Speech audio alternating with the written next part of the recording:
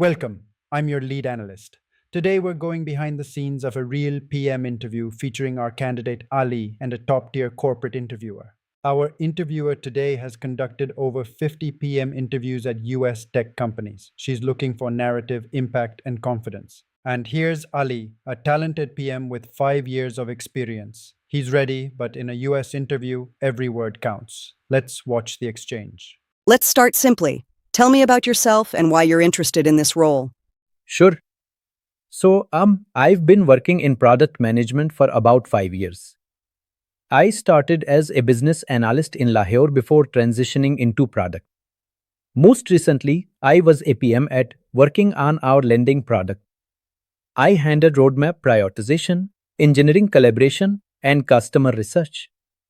I'm passionate about solving real problems in underserved markets, and I'm interested in this as role to bring my background to a larger stage. Okay, let's pause here. Before I tell you what I think, let's look at what the interviewer was actually measuring in that 90 seconds. Opening pitches are evaluated on narrative clarity, impact, relevance, and confidence. Let's score Ali's performance on each. What Ali did well, he gave a clear career timeline and named a real, credible company, Finja. Specificity builds immediate trust. But he needs to fix the filler sounds and shift from listing activities to naming outcomes. US teams hire for results and business impact. Key takeaway: your pitch must answer what you built, what it achieved, and why you're here specifically, all in 90 seconds. You're based in Pakistan. Have you worked with US-based teams before? How do you handle the time zone difference? Yes, I have some experience with that. We had a couple of vendors who were, and I would sometimes join calls. It was a bit challenging, but I manage it. I'm flexible with my hours and I'm happy to adjust my schedule to match the team's working hours if needed. This is a critical moment. Ali survived it, but he didn't win it. The interviewer is asking if Ali can lead, not just participate, across US time zones. He answered a smaller question than the one that was asked. Phrases like, I managed it, signal tolerance, not enthusiasm. US teams want PMs who turn async constraints into a communication superpower, not candidates who just tolerate the difficulty. The stronger version proves experience with a specific system, like an async first workflow or documented Notion workspace. It reframes the disadvantage as a strength. That's the structure you want. Key takeaway: never apologize for your geography. Turn every constraint into a demonstrated system. Geography is just logistics. Show you've solved it. What's driving you to look for a new role right now? Why leave Finja? Honestly, I feel like I've learned a lot and I'm ready for the next challenge. The company is great, but there's limited upward mobility. The senior PM role I was hoping for went to someone internally who had been there longer. I also feel like the product culture could be stronger. Engineering tends to have a lot of say in what gets built, and PMS don't always have the influence I'd want. So I'm looking for a company where product is taken more seriously, where I can grow faster, and where I can work on a product that reaches more users globally. This answer is honest, and I appreciate that. But there are two serious problems here. Ali criticized his current company twice. This is a major red flag for US interviewers. If you say negative things about a current employer, the interviewer immediately wonders, will you say negative things about us one day? Never criticize your current or previous employer, ever. The stronger version frames the move as forward momentum. You're not running from your current role. You're running toward the next level of challenge. That's the version that gets you to the next round. The stronger version frames the move as forward momentum. You're not running from your current role, you're running toward the next level of challenge. That's the version that gets you to the next round. Let's do a product question. How would you improve WhatsApp for small business owners in Pakistan? That's a great question. So WhatsApp is already widely used by small businesses in Pakistan. A lot of them run their entire business through a WhatsApp group or their personal number. I think the biggest opportunity is around the catalog and payments features.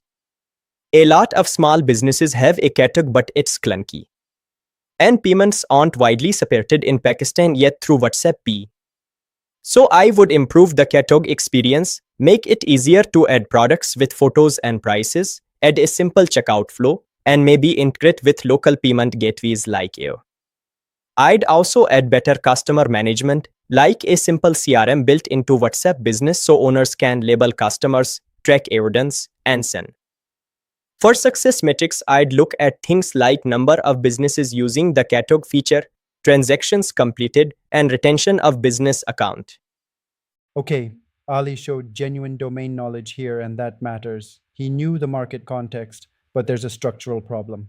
He jumped directly to solutions in 15 seconds. In US interviews, jumping to features before establishing a framework is a common failure mode.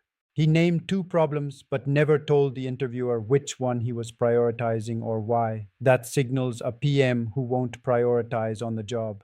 The framework he should have used is circles. It's the signal that you're a real PM who thinks before they build. Key takeaway: never jump to solutions. Use circles, define the user, name the pain points, prioritize, then propose. That's the professional standard. Your product's weekly active users dropped 18% last Monday. Walk me through how you'd investigate this. First thing I'd do is check if the data is correct. Sometimes it's a tracking issue, not a real drop. Assuming it's real, I'd look at what changed on Monday.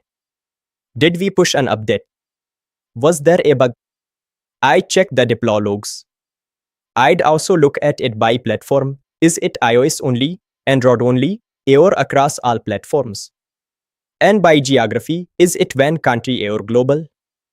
Then I'd look at external factors, any news about the product, any competitor launch, anything in the press. Based on all that, I'd form a hypothesis and work with engineering to fix it. This was actually Ali's best answer so far. He demonstrated real diagnostic instinct, and the sequence he walked through was largely correct.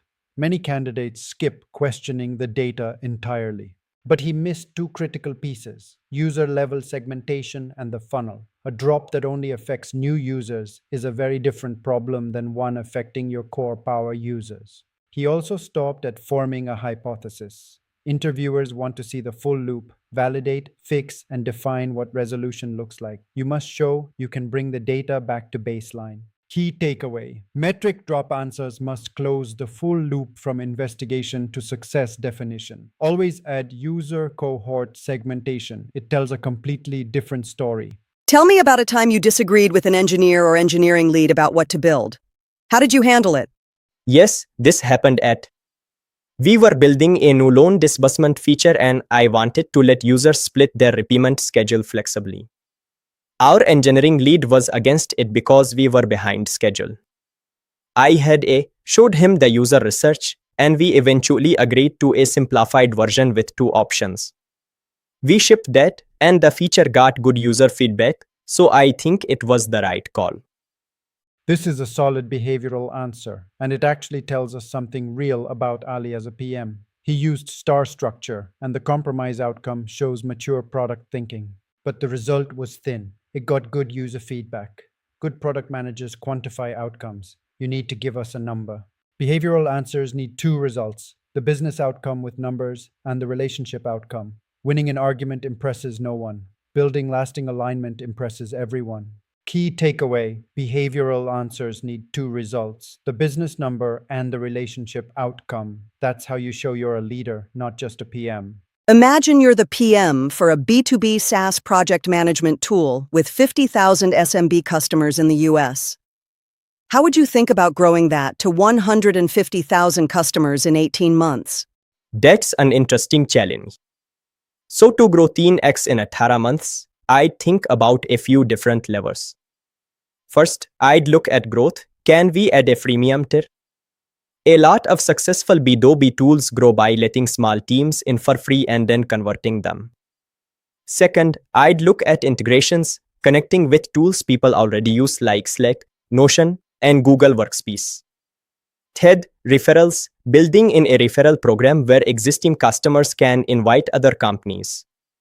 I'd probably prioritize the freemium model because the conversion data tends to be stronger, and I'd measure success by tracking new signups, conversion rate, and net revenue retention.